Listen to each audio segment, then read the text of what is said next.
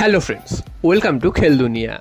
আগামী মরশুমের জন্য মোহনবাগান কবে থেকে প্র্যাকটিসে নামলো সেটা কিন্তু জানিয়ে দিল মোহনবাগান ম্যানেজমেন্ট। তো মোহনবাগান কিন্তু তাদের প্রথম প্র্যাকটিস শুরু করবে 29শে জুলাই, অর্থাৎ মোহনবাগান দিবসের দিন। তো মোহনবাগান সমর্থকরা কিন্তু প্রথম থেকেই অভিযোগ জানিয়ে আসছে যে এতদিনও কেন মোহনবাগানের প্লেয়াররা এলেন না শহর কলকাতায় এবং কেন প্র্যাকটিস শুরু করলেন না। কারণ প্রি সিজন না করলে কিন্তু মরশুমের মাঝপথে চোটাঘাতের সংখ্যা বাড়ে এবং যার ফলে কিন্তু সেখানে কিন্তু খেলার ক্ষতি হয়ে যায়, অনেক কিছু সমস্যা হয়। তো সেইখানেই কিন্তু মোহনবাগান সমর্থকরা এতদিন ধরে প্রশ্ন করে আসছিলেন, তবে এতদিন পর উত্তর পাওয়া গেল যে মোহনবাগান প্র্যাকটিসে নামছে আগামী 29শে জুলাই মোহনবাগান দিবসের দিন। সেদিন সমস্ত সমর্থকরা যায় মোহনবাগান ক্লাবে, সেদিনই সবার সামনে প্রথমবার প্র্যাকটিসে নামবে। তো এখানে আরও একটা প্রশ্ন আসছে, মোহনবাগানের প্রথম ডুরান্ড কাপের ম্যাচ রয়েছে 27 তারিখ, আর মোহনবাগানের সিনিয়র দল প্র্যাকটিসে নামবে 29 তারিখ। তাহলে কি ডুরান্ড কাপে জুনিয়র দলই খেলবে? তো জুনিয়র দল যদি খেলে তাহলে তো জুনিয়র দলের এই পারফরমেন্স সিএফএলে, তো ডুরান্ড কাপের মতন আসরে যেখানে অন্যান্য আইএসএল ক্লাবরা তারা কিন্তু পুরো দল নিয়ে নামবে এবং তারা কিন্তু অনুশীলন এখন থেকেই শুরু করে দিয়েছে, তো তাদের সাথে খেললে মোহনবাগানের কি হবে এই জুনিয়র দলের? সেখানে তো লজ্জাজনক পারফরমেন্স হবে।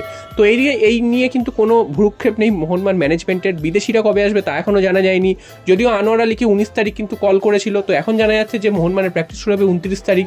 তো কি করছে এরা কিছু বোঝা যাচ্ছে না, এখনো অবধি সমস্ত বিদেশিদের নাম জানা যায়নি, কে আসছেন সেগুলো কনফার্ম হয়নি। তো সব মিলে কিন্তু এটা মোহনবাগান এত টাকা খরচ করলেও এই দিকে কিন্তু একদমই আনপ্রফেশনাল বলতে হয়, কারণ অন্যান্য দল কিন্তু অলরেডি প্রিসিজন শুরু করে দিয়েছে এবং মরশুমের মাঝপথে গিয়ে যদি চোট আঘাতের সংখ্যা বাড়ে তাহলে কিন্তু তার জন্য দায়ী থাকবে এই ডিসিশন।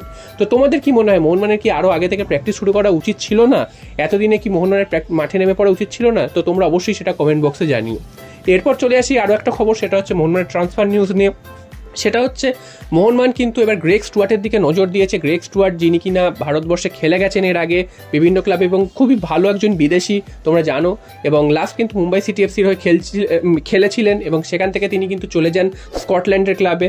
তো সেই প্লেয়ারটির দিকেই কিন্তু মোহনবাগান আবার নজর দিয়েছে এবং মোহনবাগান কিন্তু এই প্লেয়ারটির সাথে অনেক দূর কথাবার্তা এগিয়েছে।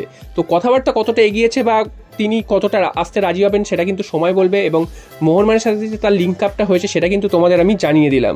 আর এই প্লেয়ারটি কিন্তু যে পজিশনে খেলেন, অর্থাৎ অ্যাটাকিং মিডফিল্ড পজিশনে, তো অ্যাটাকিং পজিশনে কিন্তু মোহনবাগানের প্লেয়ার রয়েছে দিমিত্রি পেটারস। তো মোহনবাগানের ডিফেন্সিভ মিডফিল্ড পজিশনে একজন বিদেশির প্রয়োজন ছিল। আর এদিকে মলিনা বলেছেন যে মোহনবাগানের কিন্তু অল ইন্ডিয়ান মিডফিল্ড খেলাবে।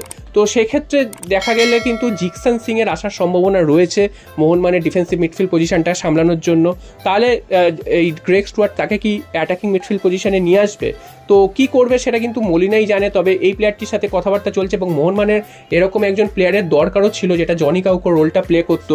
তো সেই রোলটা যদি তিনি প্লে করেন সেক্ষেত্রে কিন্তু মোহনবাগানের অনেকটাই ভালো হবে এবং অল্টারনেট করেও খেলতে পারবে। তো গ্রেগ স্টুয়ার্টের সাথে যেটা জানা যাচ্ছে তার সাথে কিন্তু অনেক দূরই কিন্তু কথাবার্তা এগিয়েছে এবং এখন অবধি তার সাথে সই হয়নি বা তাকে কনফার্ম করে নেয়নি ঠিকই, তবে অনেক দূরই এগিয়েছে। তবে প্লেয়ারটির বয়সও মাথায় রাখতে হবে, 34 বছর বয়স। তো এই বয়সে তিনি কতটা ফিট রয়েছেন, স্কটল্যান্ডের ক্লাবে ফিরে গিয়ে তিনি কতটা খেলেছেন সেটাও দেখতে হবে এবং কেন সেখান থেকে আবার তিনি চলে আসছেন। তো এই জিনিসগুলো মাথায় রাখতে হবে মোহনবাগান ম্যানেজমেন্টকে, কতটা তিনি ফিট রয়েছেন। যদি তিনি ফিট থাকেন, তার নিজের সেরা ছন্দটা খেলতে পারেন, তাহলে কিন্তু মোহনবাগান কিন্তু খুবই লাভজনক হবে এই সাইনিংটা করতে পারলে। তো দেখা যাক শেষ পর্যন্ত গ্রেগ স্টুয়ার্ট মোহনবাগানে যোগদান